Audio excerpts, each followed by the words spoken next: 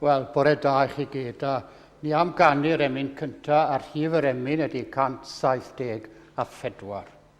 Dew mawr yn efoedd faith, mor bir, mor dirion yw. Mor rhyfedd yw ei waith yn achub dynol rhyw. Sancteiddi'r enw'r arglwydd i'r, drwy'r ddeiar faith a'r eang fôr. Ac wedi ni gannu fe ddaw Rhys ymlaen yn gyntaf i ddarllen, ac yna Rob yn dilyn. Diolch yn fawr.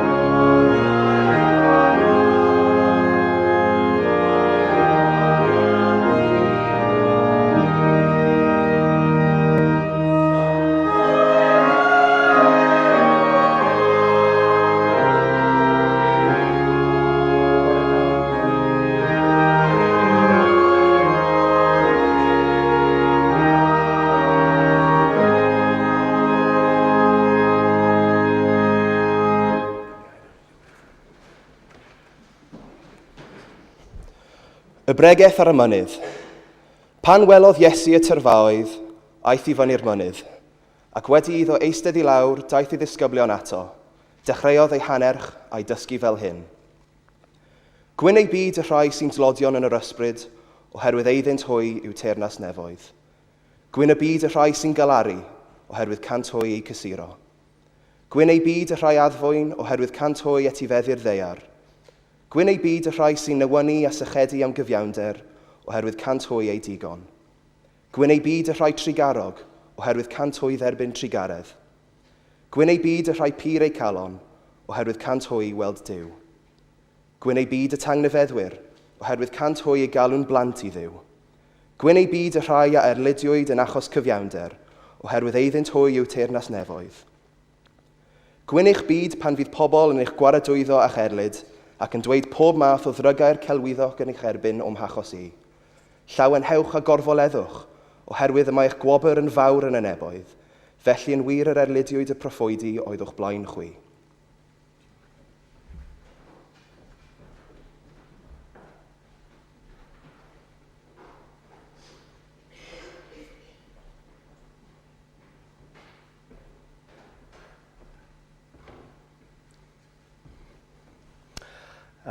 And this is a reading from John, chapter 14, verses 15. Jesus promises to the Holy Spirit. If you love me, you will keep my commandments, and I will ask the Father, and he will give you another helper to be with you forever. Even the Spirit of truth, whom the world cannot receive, because it neither sees him nor knows him. You know him, for he dwells with you and will be in you. I will not leave you as orphans. I will come to you.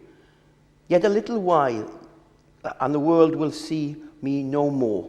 But you will see me, because I live. You also will live. And in that day you will know that I am in my Father, and you in me, and I in you. Whoever has my commandments and keeps them, it is who loves me. And he who loves me will be loved by my Father, and I will love him and manifest myself to him. Judas, not the Iscariot, said to him, Lord, how is it that you will manifest yourself to us and not to the world? Jesus answered him, if anyone loves me, he will keep my word, and my Father will love him, and he will come to him and make our home with him. Whoever does not love me does not keep my word, and the word that you hear is not mine, but the Father who has sent me. These things I have spoken to you while I am still with you. But the Helper, that the Holy Spirit, whom the Father will send to my name, he will teach you all things and bring it to your remembrance all that I have said to you. Peace I leave with you. My peace I give to you. Not as the world gives it. But let not your hearts be troubled, neither let them be afraid. You heard me say to you, I am going away, and I will come to you. If you have loved me, you will have rejoiced, because I am going to the Father. To the Father is greater than I am.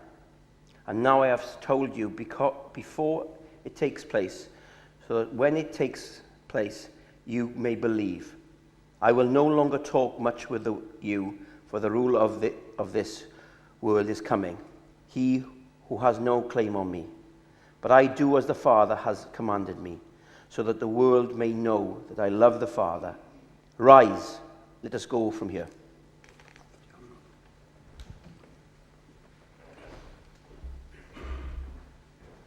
Wel, diolch i Rhys a diolch i hefyd i ti. Mae'n neis iawn dy weld ti to.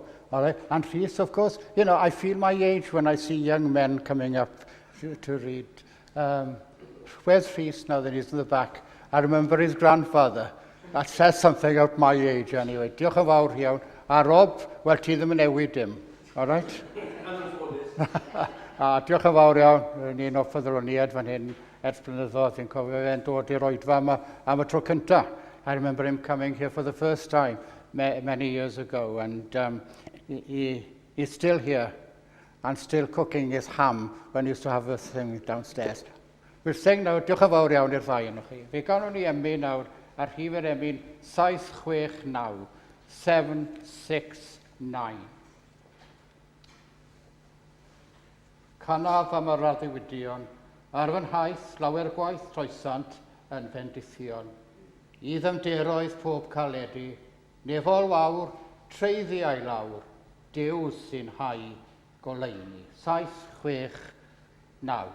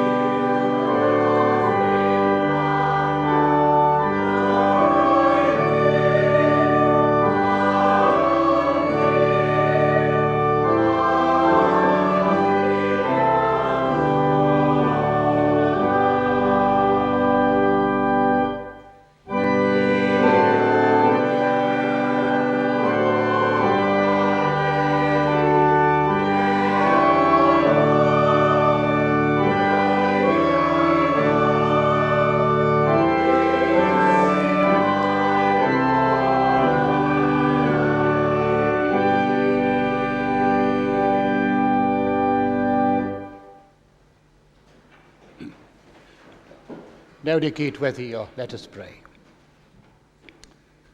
I dawel wybrau gweddi o arglwydd arwain ni. Dyna i wein dysyfiad y bore yma wrth ni blygu o flaen di fel hyn, gan gyflwyno'n hunain unwaith eto i ti, y Duw sydd yn dad i bawb ohonom. At bo'r arall yr awn ni ond ata ti, oherwydd gen ti y mae geiriau'r bywyd, ac yno ti ni'n byw, symud a bod. Felly ein dysyfiad y bore yma yw ar i ti ddod i ganol ein hoedfa ni, oherwydd yn y canol yn unig mae dy le di. Maddau os ydyn ni ar y brydiau yn dwthio di i ymylon yn bywyd. Ond y bore yma yn awyrgylch hoedfa yn y capel hwn. Tynnu'n agos, tynnu ata ti, a gad i ni brofi unwaith eto dy gwmni yn dysbryd. Ac o'r ein llyged felly weld y mawredd a berthyn i ti. Edrychwn o gwmpas ac fe welwn nhw waith dy fysedd.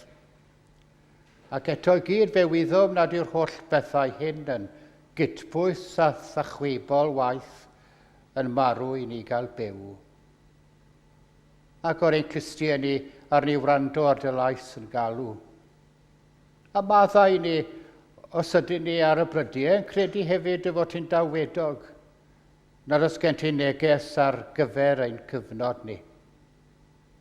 Maddau, os y gyfynnw ni, pa le mae dy hen ymweliadau, pa le mae dy hen drigareddau. Ond dyma ni yn awr yn gofyn ar i ni gweld a chlywed y lais yn siarad a phob un ohonom. Geiriau'r bywyd i'w deiriau di. A gyfynnw'n hefyd arglwydd ar ei ti roi geiriau a geirfa i ni yn ein ffydd, i rannu wrth eraill am yr hyn a welsom ac a glwsom, nid yn unig yn yr oedfa hon, ond hefyd ar ein pererindod trwy fywyd. Roedd ti'n ddew hawdd ei gael, a diolch hefyd mae nid rhyw ddew pell yr addolwn ni y bore yma, ond tad agos i nawfryndi weddi'r gwan. Gwrando ar ein gweddiau ni bore yma. Nid yn unig ar y weddi gyhoeddus yma, ond y gweddiau hynny a phrymer yn dawel, yng nghalonau pob yr un ohonom. Wyt ti yn nabod ni, ti a wyddos am ein anghenion ni, ti a wyddos o arglwydd, lle beth gallwn ni wneud i dynnu nes ata ti. Ond gad i'n felly y munudau hyn, brofi dy agosrwydd di. A hithau yn ddydd syl y tadau, diolch am ddatgyddiad ohono ti fel tad. Ac yn ni'n diolch am hynny oherwydd dy fab anwyl Iesu Grist. Diolch amdano. Diolch am bob gair a lefarodd ac am bob gweithred a gyflawnodd. I wirthiau, i ddysgeidiaeth, i gwmniaeth, i gyfellgarwch, a'r cyfan yn cyfeirio ni ata ti. Felly, gan i ni weld ti unwaith eto o'r newydd, a thoth weld dy garu, ac wrth garu dy wasanaethu, gan gofio bod y wasanaeth di yn berffeth ryddid. Dy garu digon i'w wrth wasanaethu, ac yn oesoesoedd ger dy fron, fy nigon fydd dy garu. Almighty God and Heavenly Father, we come together this day to celebrate this Sunday and to give thanks to you for the opportunity of coming together to share in our faith and to celebrate your King and kingdom. We thank you for Jesus Christ, our Lord, for revealing to us that you're not a distant God, but a Father who hears the prayers of his people, who is always there when we need him. We thank you for him, for his ministry, his teaching in healing, but also his sacrifice on the cross to show that you're a forgiving God, a God full of love and care. This we give thanks, O Lord, because through your mercy we can come before your throne. We can open our hearts and preach and pray to you for guidance and strength, knowing you're a God of love, a God of whom we can trust, knowing a God who never disappoints us, who never lets us down. And for that love which is so amazing and so divine, that demands our soul, our life, our all. Ni'n gwybod o arglwydd o fod i'n ddew hawdd ei gael. A gweddiwn yn awr nid yn unig i ti fod gyda ni, ond i gofio am bawb sydd mewn angen yn ein byd ni y dyddiau'r rhain. Ti'n agos at bawb sydd mewn angen. Wyt ti wrth yn hymyl ni bob awr o'r dydd, ac gyda ni'r sicrwydd hynny, dy fod ti'n ddew hawdd ei gael. Cofia felly yn dy drigaredd am bobl eraill, nid yn unig yn aelodau'r eglwys hon ac eraill o bobl sydd mewn angen, bydd yn agos atynt a datgyddiad y hunan iddynt. And as we remember our world, we remember the people in Ukraine and many other parts of the world, and we pray for peace, that peace which is beyond our human understanding. We know, O Lord, you are always with us, and for this we give thanks. Felly'n cofio'n byd o feddyg da, a'i flinderau, tyrd yn glai a llwyr iach ei ddoluriau, ble mae tywyllwch tro leini, a ble mae trais a gormes, gwasteg a gadaredd dyn at ei gydddyn. Ac felly aros gyda ni nawr weddill ein hoedfa, a ni'n ein diolch unwaith eto am y fraint o fod yma. Bydd gyda ni weddill yr wythnos, lle bynnag y byddwn ni, bydd yn agos atom, yn ein cynnal ac yn ein cadw. Maddau ni pob pechod a bai i therbyn, a mae'n bod ni'n gofyn hyn, nid yn enw nac yn heiddiant ein hunain, ond yn enw dy fab anwl Iesu Grist, ein harglwydd a'n gwaredwr, yr hwnna'n ceisiodd ni ac yn carodd ni cyhyd. Amen.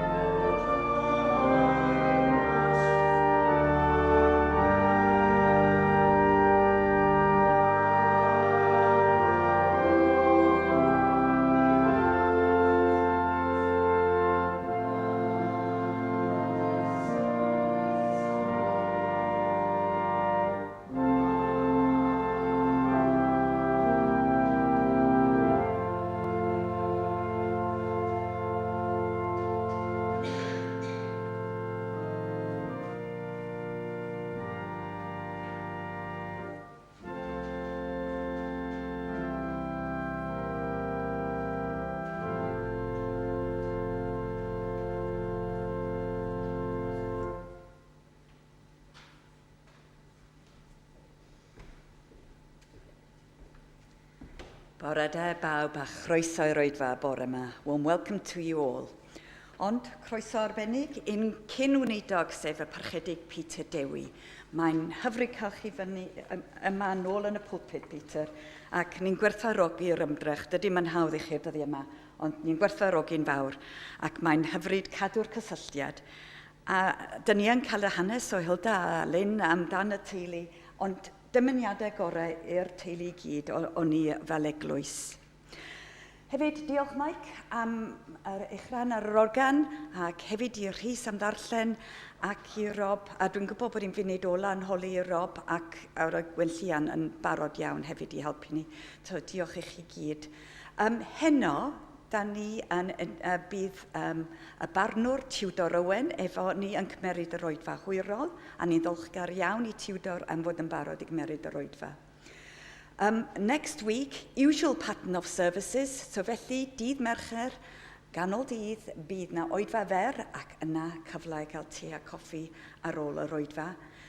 Dydd Sul nesaf bydd yn gwneudog yn ôl gyda ni, fydd hi'n Ŵyl y Blodau, neu Sul y Blodau, neu Sul Lloyd George, neu be bynnag oedd nhw'n arfer i galw. Mae'n hen draddodiad yma mynd yn ôl, wel, bron i gamlynedd neu mwy tebyg, ar ddino'r Eglwys gyda blodau. A felly, da ni'n awyddus iawn i gadw'r traddodiad i fynd. So just saying, it'll be Ŵyl y Blodau, a Flowering Sunday next week. And we love decorating the church on this Sunday. So if you feel like you're wanting to join in, do bring a little bunch with you and we'll place them somewhere. It looks a bit like Sul y Blodau, barod with the wonderful flowers from the wedding. But yes, hopefully we'll be able to match these, a beautiful display next week. One important thing to announce is on the 2nd of July, Saturday the 2nd of July, should it be the 4th of July? Hold on. Yeah, 2nd of July. Di Sadwn ail o'r Ffennaf, bydd na gyngerdd y gymdeithas yma am 4 o gloch. Bydd Côr Ysgol Ystrada, Côr Llundain, Glenys Roberts a Dafydd Wyn Jones yn canu. Fydd un gyngerdd, dwi'n siŵr, yn gyngerdd arbennig. Felly, dewch yn lli i'r gefneg i'r cyngerdd. Nawr, ddawn o hamgylchu derbyn eich roddion, ac ar ôl diwedd yr oedfa, fe croeso cynnes i bawb cael paned o de gyda ni.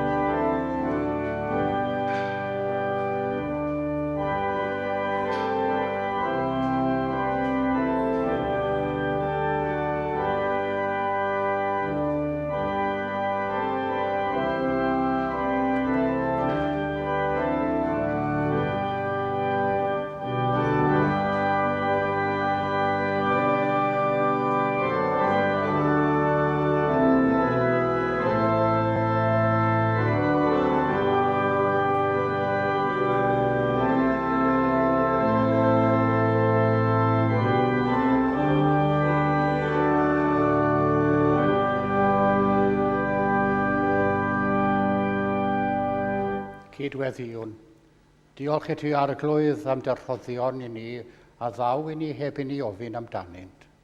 Nid i dderbyn ein rhoddion y bore yma a defnyddian o erbydd gwaith y deyrnas, nid yn unig o fewn yr eglwys hon, ond yn y gymdeithas ac yn y byd. Diolch i ti am gyfle i gyfrannu ac i ddiolch. Amen.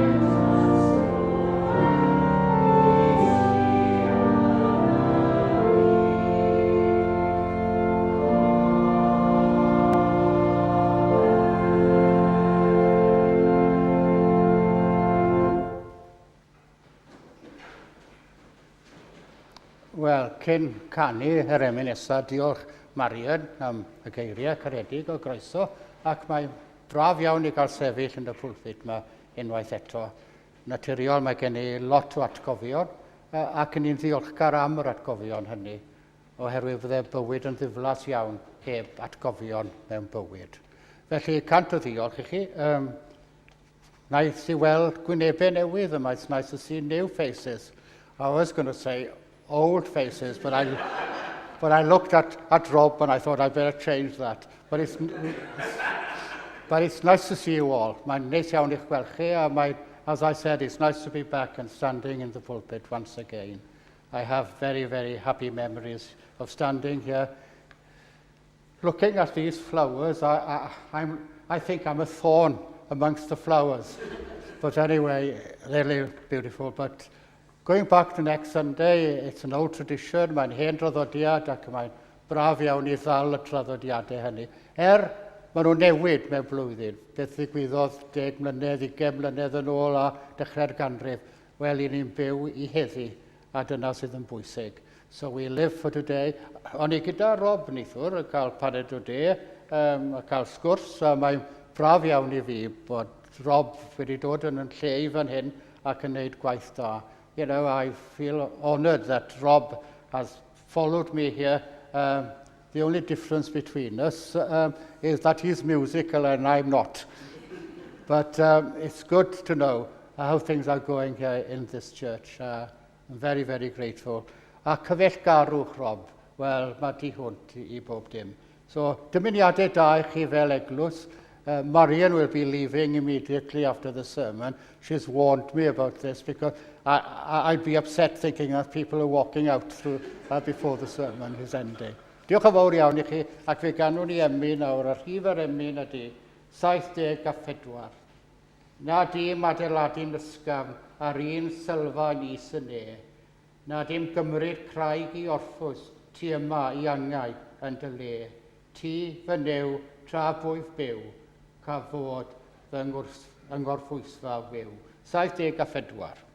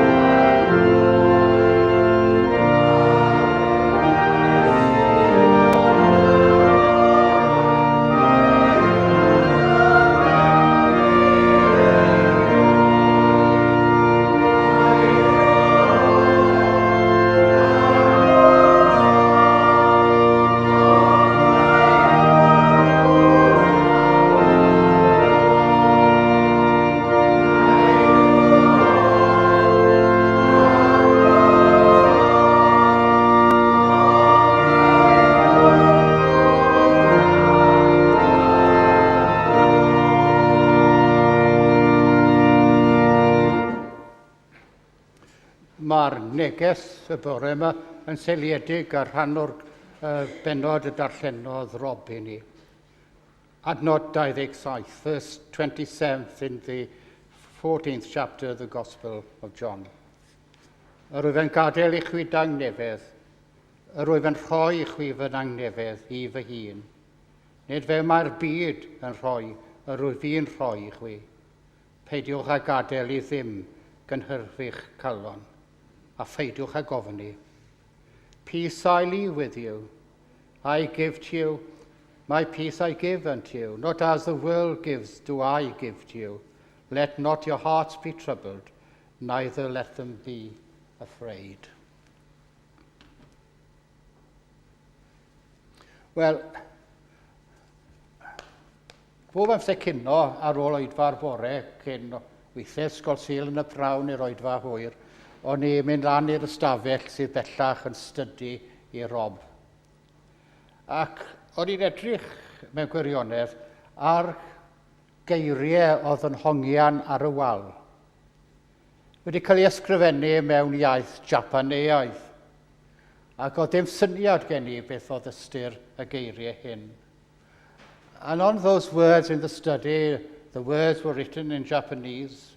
And I also wondered time and time what they meant, because I, like most of you probably, have no idea what the words are in Japanese.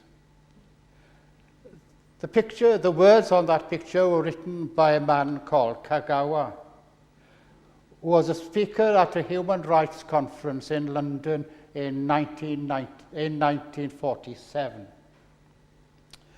And at that conference, he was asked to speak, ac yn y gynhadledd honno fe ofynnod iddo I anerch y gynulleidfa. Fe ffindes I mas mai thema y gynhadledd honno oedd y pwysigrwydd bod heddwch yn angenrheidiol i'r byd I ni'n rhan ohono fe. And in that Human Rights Conference, the theme of the conference was this, that loving one another was the foundation of true peace. And one lunchtime or mid-afternoon, I can't remember the exact time, I looked at the words and I thought to myself, why don't I turn it around? And I did that and saw that the words had been translated into English, but y geiriau wedi cael eu cyfieithu yn Saesneg. A gan Sir Ben Bowen Thomas, who represented the UK on UNESCO. And he translated these words. And the Japanese words were these: God is love. We must love one another. Love springs from God. If we love one another, then we are one in Christ. Yn un gyda Christ, yn un gyda Duw. Ond erbyn heddi, mwy na thebyg, os neb wedi clywed sôn am Kagawa, oedd e'n ddyn pwysig iawn ac yn arweinydd gwych yn ystod ei gyfnau. Ond who was Kagawa? Well, simply he was raised by some British missionaries. And during one Bible study, there he found that God was speaking to him, bod Duw yn siarad ag e.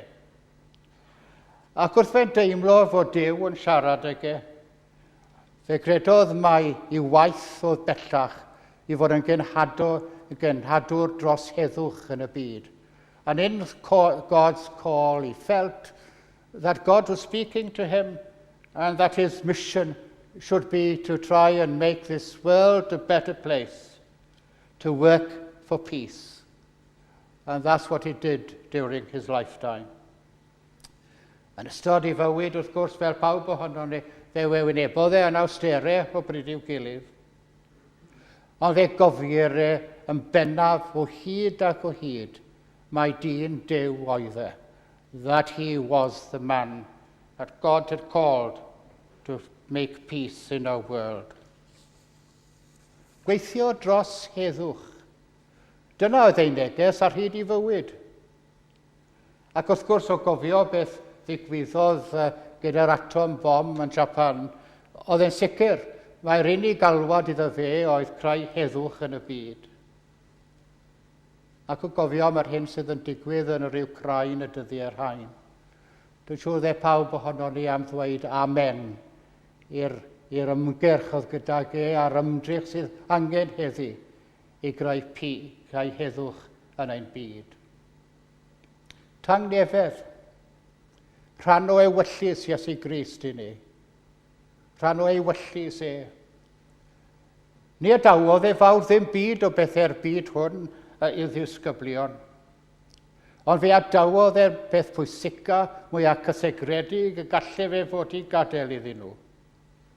Yr hyn oedd ein i galon e yn ei cyflwyno i'w ddisgyblion ac yn ei cyflwyno i ni. Part of God's will for us to be his missionaries. My peace I give, not anybody else's peace. My peace I give to you. My peace I leave to you. A dyna'r gwirionedd sydd yn bwysig i bawb ohonom ni, that we have this wonderful challenge from God, but also blessing to be peacemakers.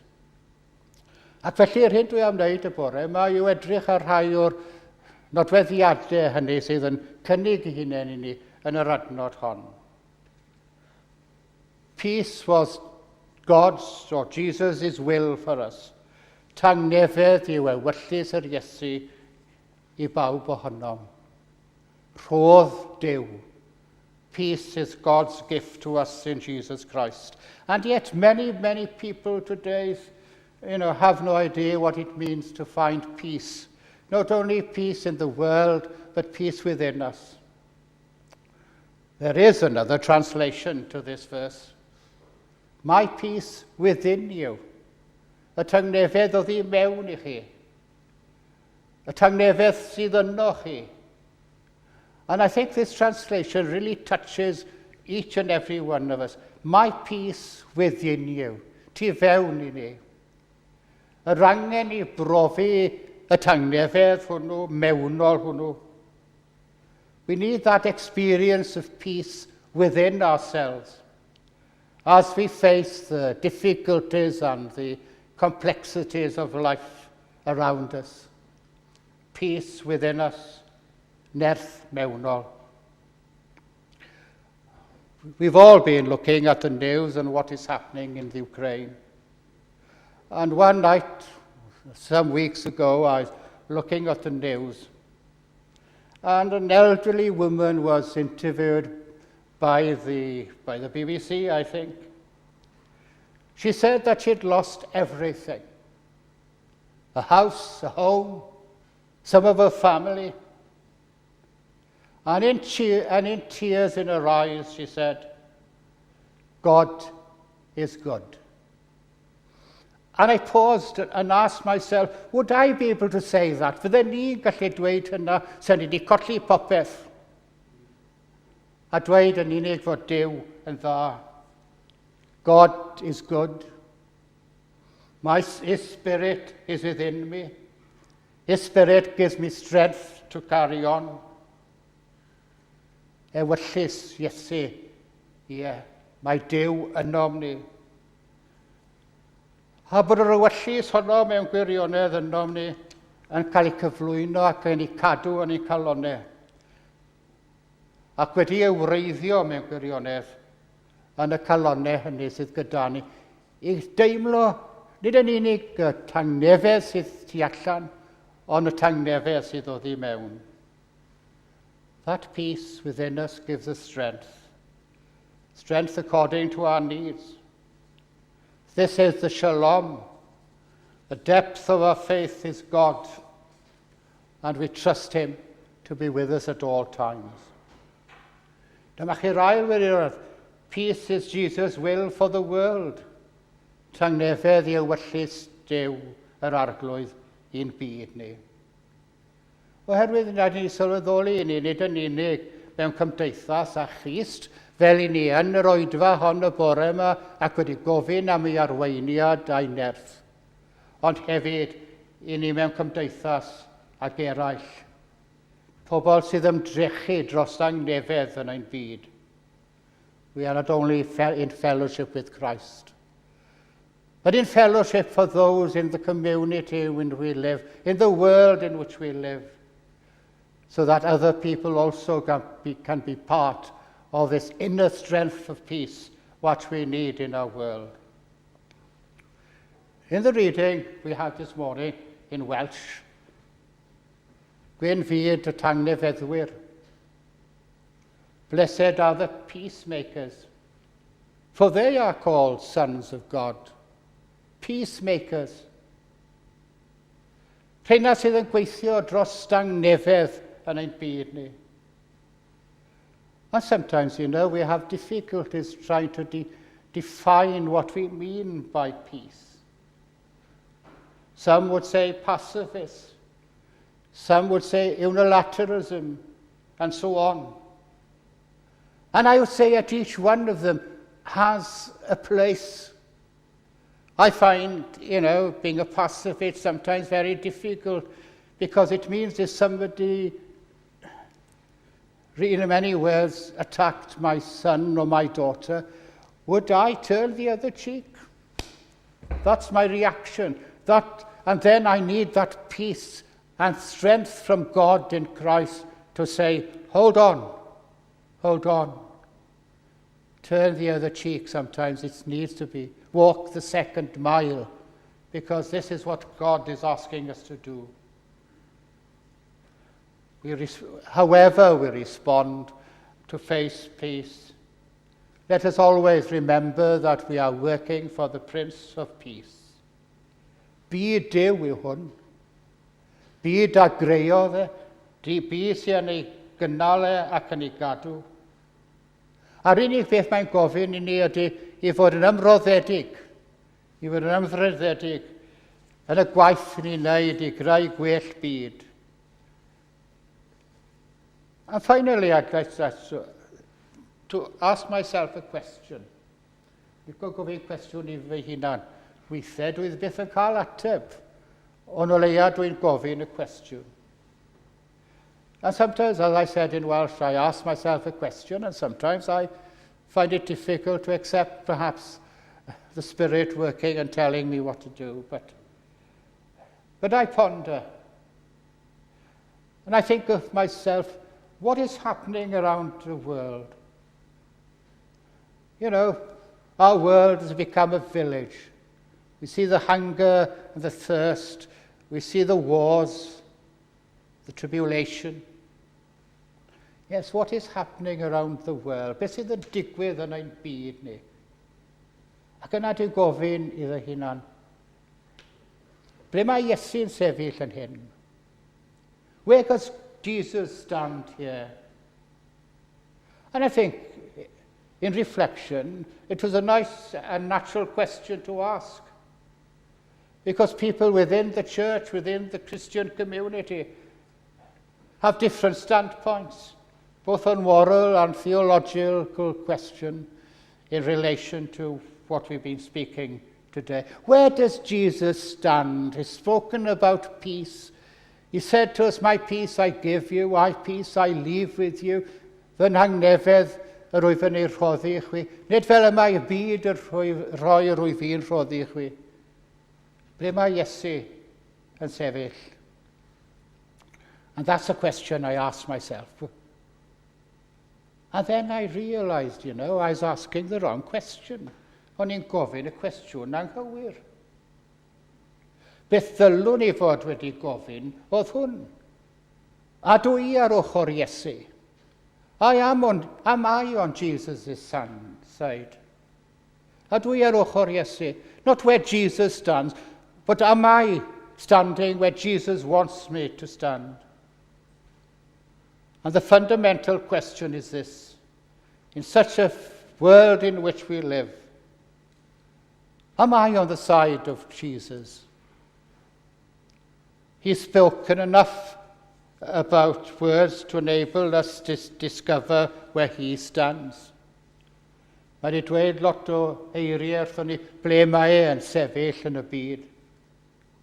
Ond ble mae yn sefyll? Where does Jesus stand? He stands with those who find difficulties in life. He stands with those people who feel that they can't live without him. He's standing with those people who feel that they've failed in life, bod nhw wedi methu mewn bywyd. And we could mention others where we know that Jesus is standing with them, and without him standing with them, they would not be able to face the complexities of life. Yes, we could share other experiences. But what we should remember, that he is present wherever he's needed. Y mae yno lle bynnag y mae angen e. Beth bynnag yw'r anghenion hynny, a mae gyda ni gyd gwahanol anghenion. Ond beth bynnag yw'r anghenion hynny, ni ac eraill, trwy ffydd i ni'n gwybod fod Iesu gyda ni.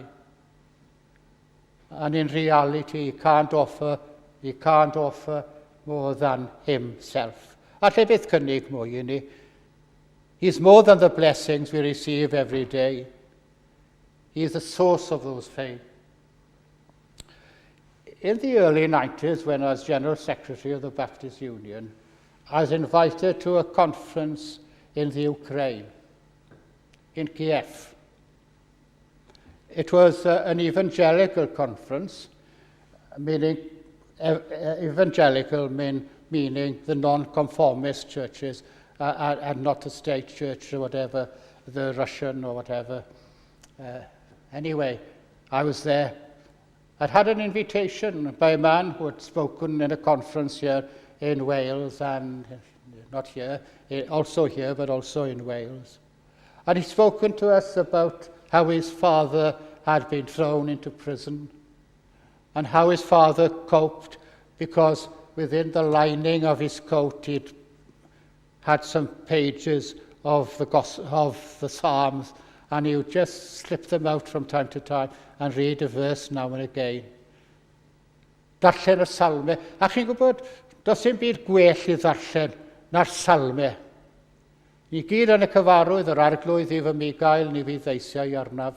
Ond mae yna salmau eraill sydd yn gallu cynna. And these psalms hidden within the coat of his heavy coat, the lining, well, it led to his son becoming president of the evangelical churches in the Ukraine. The first conference or congress they used to like, since they had independence from the Russian Federation. 10,000 people were there from the 4 regions of the Ukraine. And there they spoke not about despondency, not looking back, but proclaiming the growth of the Christian church in the Ukraine, in every area, north, south, east, west. New churches, chapels being opened, old church buildings being reopened. And each area was asked to share their experience. And each one spoke about the growth of the Christian faith in their land. It was difficult, of course, but they carried on. And there's a joy. They'd made a very difficult attempt. Ond wedi trio yn anodd iawn i ddod ato ni. Wedi teithio milltirodd maith.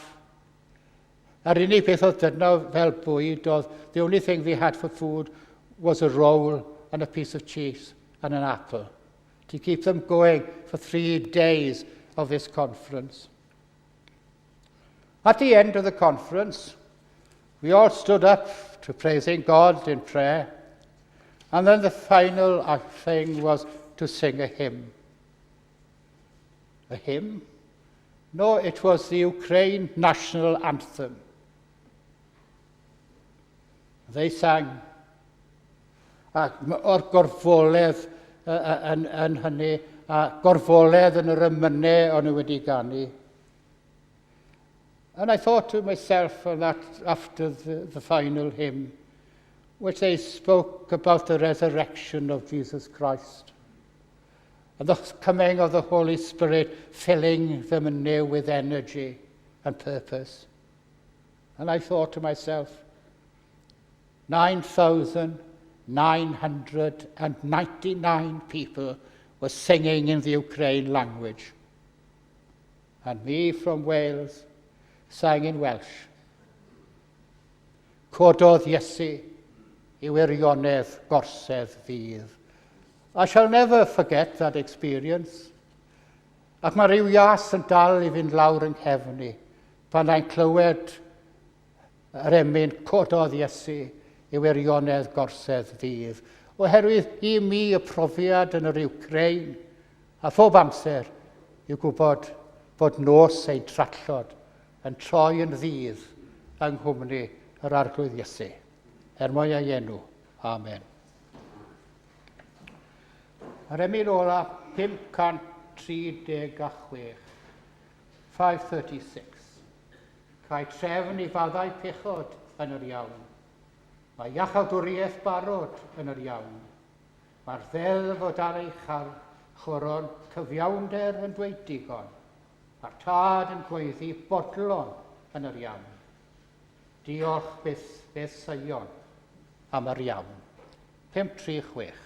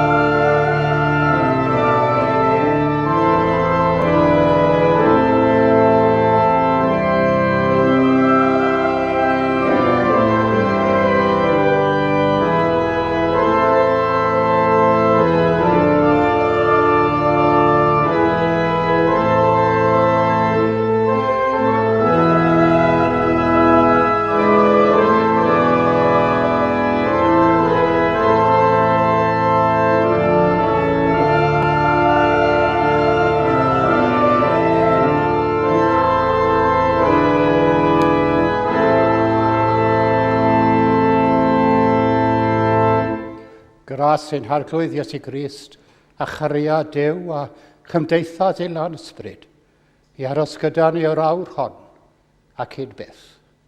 Amen.